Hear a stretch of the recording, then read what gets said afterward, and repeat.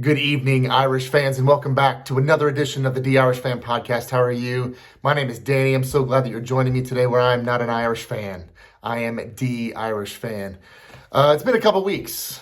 Sorry for not posting anything for a couple of weeks. It's been crazy. It's been hectic. It's been busy at work, busy with the family. I got sick a couple weeks ago. Our kid's sick right now. And there wasn't a game last week. So that's one of the biggest reasons why, or at least the week before there wasn't a game. So I did, however, go to the Florida State game. I uploaded a video for your viewing pleasure, just in case you guys did not see that. Check that out. It's just a 1 minute video of Here Come the Irish right before they run onto the field and we go nuts and there's fireworks. And I got to tell you, I've poo-pooed Notre Dame's atmosphere the last couple of years, really the last 10 years. Not so much because it's not something that I love. I do love it. It's not that it doesn't compare to some other college football programs. It does. But I've always felt like it could be a little bit better. You know, Notre Dame and their nighttime atmospheres, it's just not as raucous as you see in the SEC, which unfortunately we have to compete with.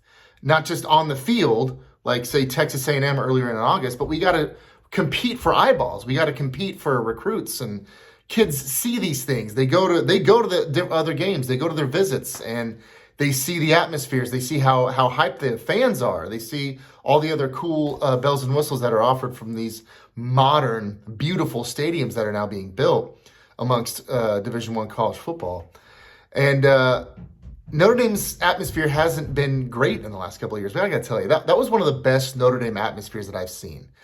It's usually Notre Dame has a student body of about 10,000 kids. And, you know, a place like Alabama, for example, their student body is 40,000 kids. So you've got 40,000 screaming 19, 20, 21-year-old drunk kids going bonkers for their team. And it just makes for a better atmosphere. It just does. Notre Dame's student body is like, I think, 11 or 12,000. So it's just not the same, which is by numbers, Notre Dame's always going to be smaller because they're a smaller school. And then usually one of the bigger problems is you have a bunch of, cheese and wine eaters in the game that are just going, yay, go Irish. And they, I got to tell you that there's a lot of those people that stayed home, and those people might have given their tickets to their teenage kids because this crowd was raucous. They were on it all night long. It was actually really, really good to see. It was a lot of fun. Obviously, we beat the dog out of Florida State, and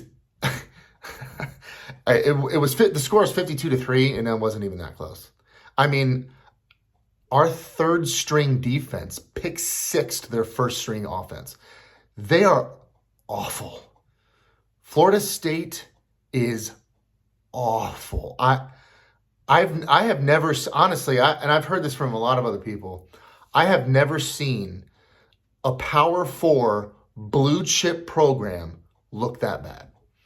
I mean, Notre Dame's had some doozies in the last 25 years. You know, we had 2016, 4-8, even 2007, 3-9, Charlie Weiss's third year. Those two teams would both beat this Florida State team by at least 2 touchdowns. They couldn't they couldn't pass. How do you, if you're not a triple option offense, and even triple option offenses pass from time to time, they were worse. They were worse than that. They couldn't protect their quarterback. Riley Mills had 3 sacks. Notre Dame had 8. I think that's tied with the most sacks in Notre Dame history in a single game. In Notre Dame history, in a single game, we had 8 sacks. That's Notre Dame's been around for a while, and that's saying something. I mean, you can think of all the blowouts Notre Dame has had in the last 25 years, and we've only put up that amount of sacks one time. So, from that aspect of it, it was a lot of fun to watch. You know, all the touchdowns, the defense dominating.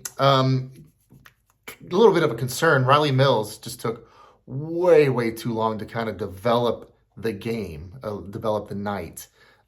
He started off kind of flat. I know we scored first, and that's good, but he was just off on some passes. Our wide receivers had a couple of drops. His numbers were a little skewed because of the drops. I think he finished for 14 for 27 with I think 215 yards, one rushing touchdown, and 2 passing. So it wasn't a bad night. He was a little bit under his season average in terms of completion percentage, but I think you can contribute that to a couple of bad passes and a couple of bad drops. But he, for the most part, he did what he had to do. The offense is not this great juggernaut 2019 LSU offense to watch. It's not. It's not awesome. They're not awesome, but they're good. They're just good. What is awesome and what is elite is the defense. Our defense is just suffocating. With considering how many injuries that we've had to deal with all season long, our defense is just absolutely suffocating. They are refusing to quit, no matter how many injuries we have and how many defections from. I want to take a red shirt this season and transfer to another school after the end of the season. No matter how much of that stuff happens, they just next man in, and they continue to be elite. I've talked about this before in previous episodes. If they lose much more, they're going to get into some trouble, especially when you're talking about the playoff. That was another kind of a news story that came out of the game was just Howard Cross, the third, one of our starting defensive tackles, is out for Virginia, and at least Virginia.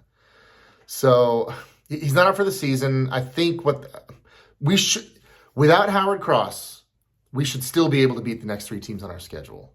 Okay.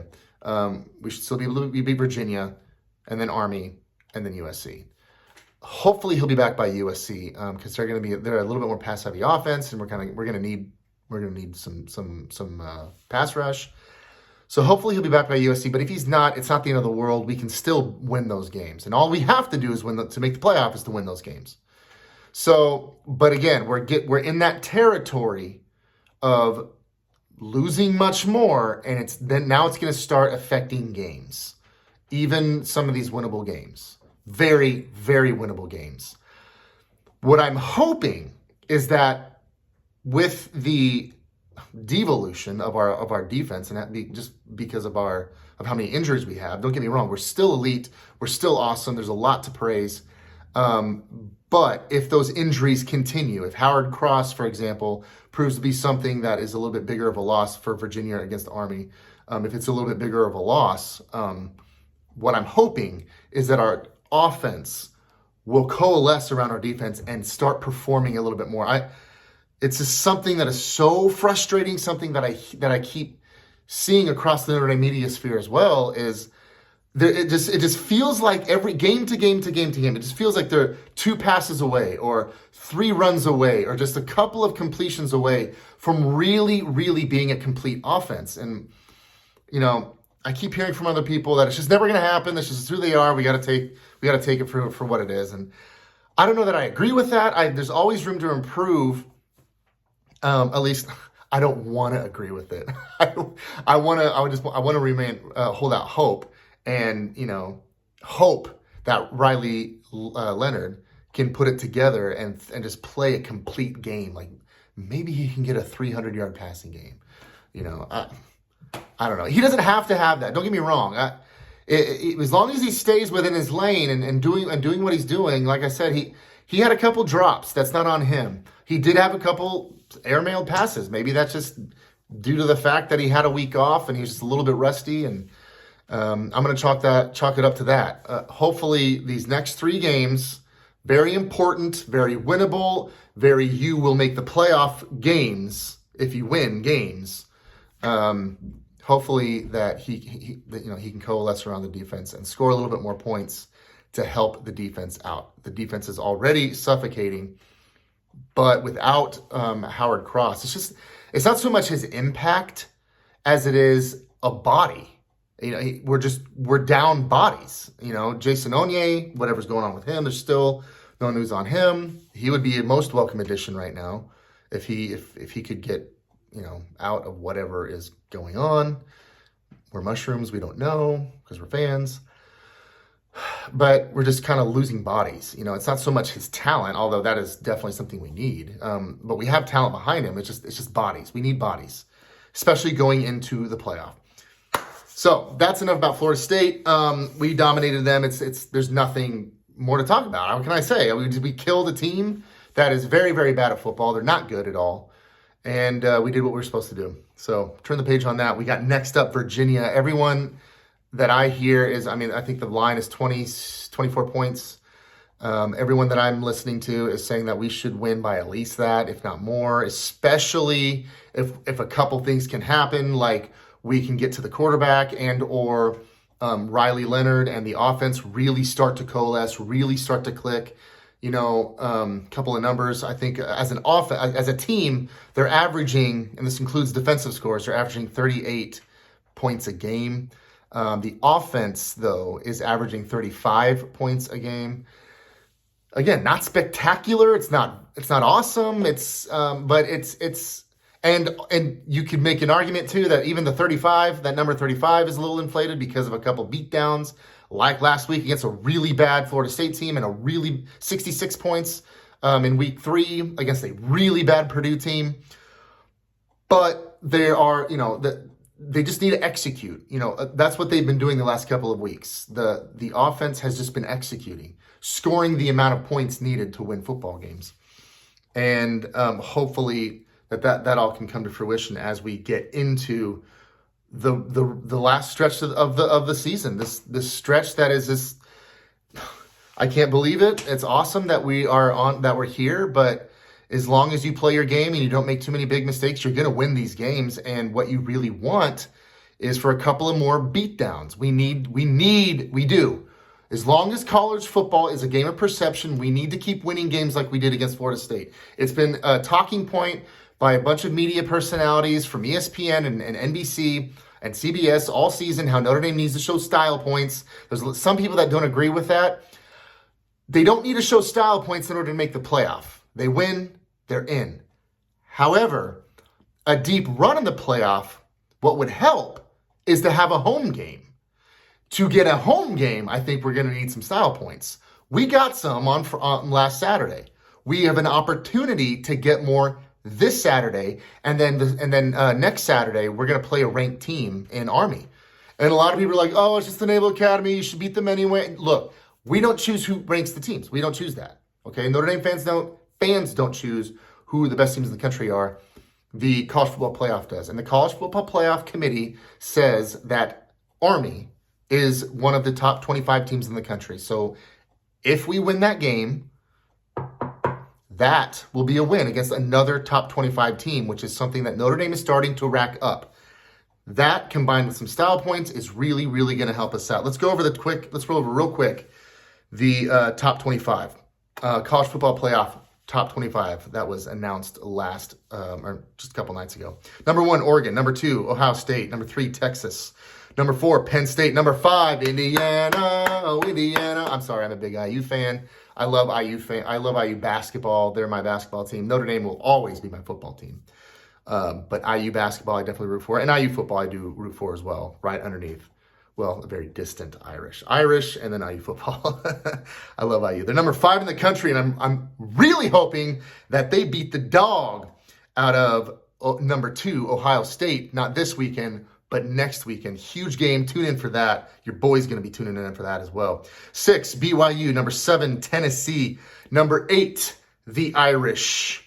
Number 9, Miami. 10, Alabama. 11, Ole Miss. Number 12, Georgia.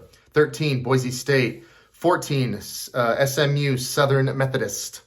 Number 15, Texas A&M, a win, or a team that Notre Dame has a win over.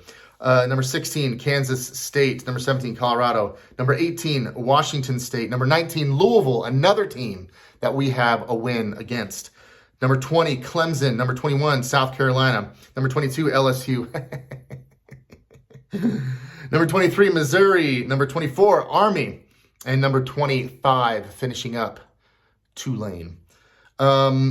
not much. Again, there's just not much to talk about. It's nice to be ranked in that 8 spot, but if you're one of those people that's like, hey, 8, that's all we got to be, right, to get a home game. No.